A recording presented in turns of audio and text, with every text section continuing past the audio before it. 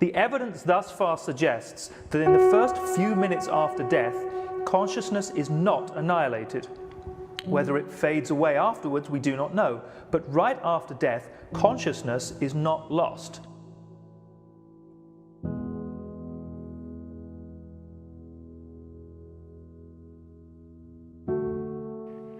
It's one of the great wonders of life. What will it be like to go to sleep and never wake up?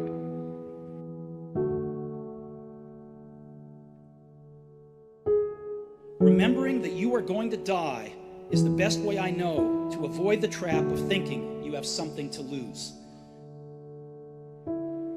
You will find out, it'll pose the next question to you.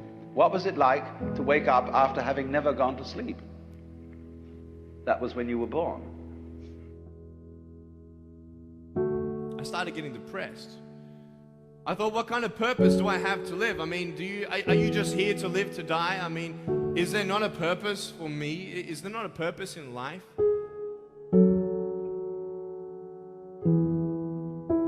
And when you're ready to wake up, you're going to wake up. And if you're not ready, you're going to stay pretending that you're just a little, poor little me.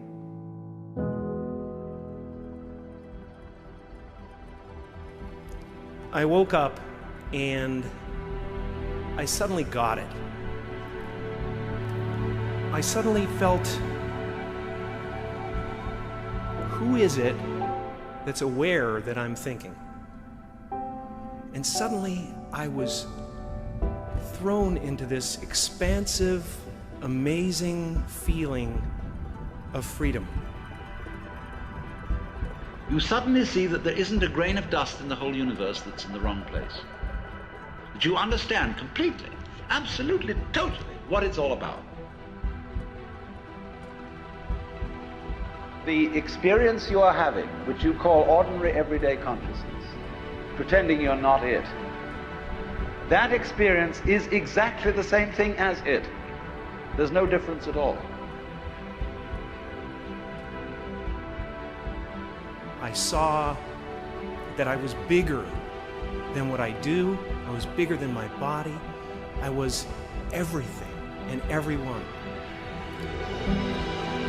Take us through it. What happens to you as you find yourself submerged underwater? Well, I was submerged and the force of the water had me absolutely pinned to the front deck of the boat.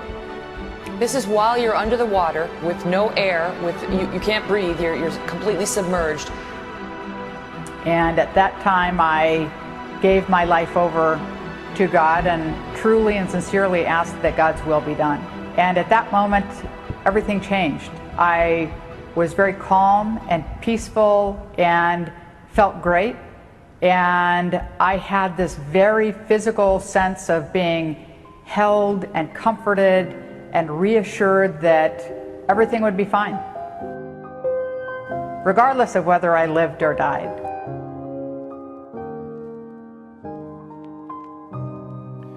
I was no longer a fragment of the universe. I was the universe.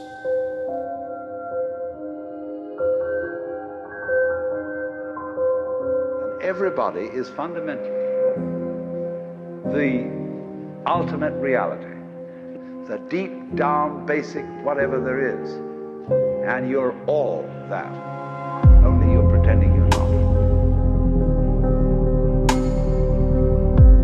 Now I understand why we die. The reason we die is to give us the opportunity to understand what life's all about.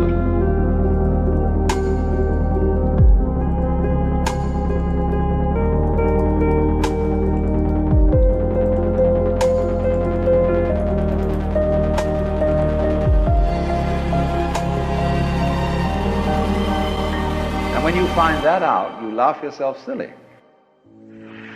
I wonder what you would do if you had the power to dream at night any dream you wanted to dream. And you would, of course, be able to alter your time sense and slip, say, 75 years of subjective time into 8 hours of sleep. You would, I suppose, start out by fulfilling all your wishes, you could design for yourself what would be the most ecstatic life. Love affairs, banquets, dancing girls, wonderful journeys, gardens, music beyond belief. And then after a couple of months of this sort of thing at 75 years a night,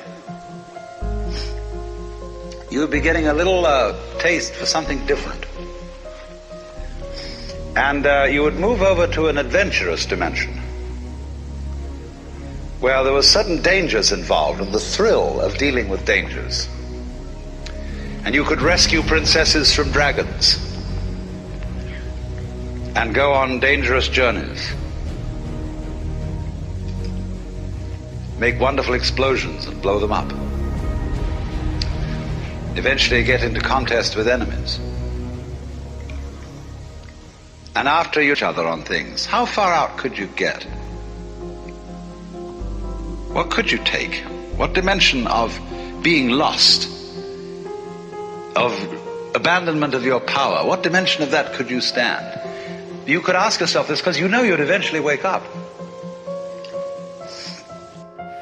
And then you would get more and more adventurous, and you would make further and further out gambles as to what you would dream. And finally, you would dream where you are now. You would dream the dream of living the life that you are actually living today. That would be within the infinite multiplicity of choices you would have, of playing that you weren't God. Because the whole nature of the Godhead, according to this idea, is to play that he's not. So in this idea then, everybody is fundamentally the ultimate reality, not God in a politically kingly sense, but God in the sense of being the self, the deep down basic whatever there is. And you're all that, only you're pretending you're not.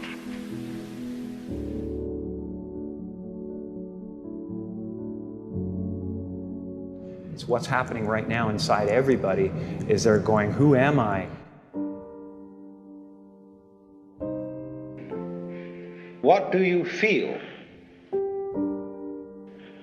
when you say the word I myself? That today I'm not what I think I am. I'm not what you think I am. I am what I think you think I am. So we live in this perception of ourselves. Hence, my identity is made by what my parents think I should be. My identity is made up by what my college or university thinks I should achieve. I don't think there can be any more fascinating preoccupation than that, because it's so mysterious, it's so elusive. And at a certain point, I realized, hey, wait a second, if it's so easy to lose Jim Carrey, who the hell is Jim Carrey? At some point, when you create yourself to make it,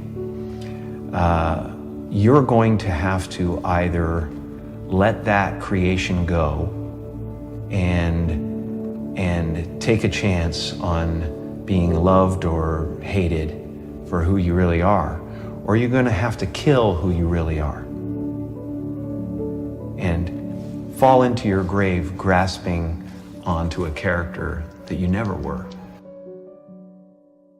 I want you to find your own walk right now, your own way of striding, pacing, any direction, anything you want.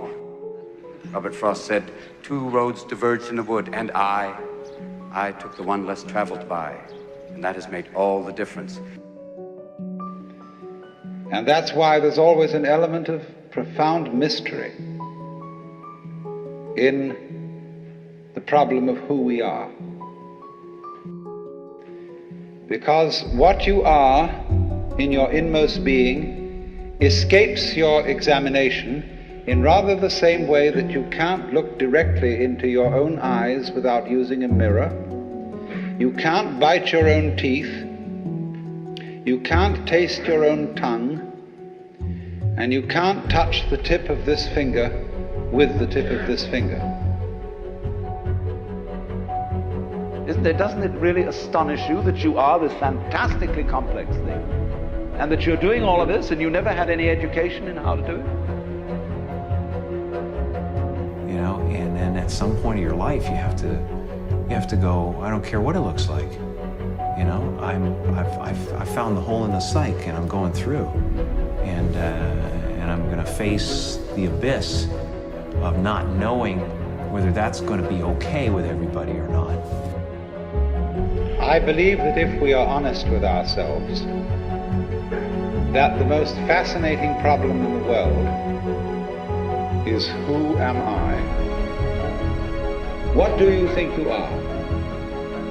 We speak of coming into this world. We didn't. We came out of it. You and I are all as much continuous with the physical universe as a wave is continuous with the ocean. The ocean waves and the universe peoples. Basically, when you're really firing and it really works, it's like musicians have said it, or writers say it, you're just channeling. That's where you say that divine inspiration, it just passes, you're just letting it through you.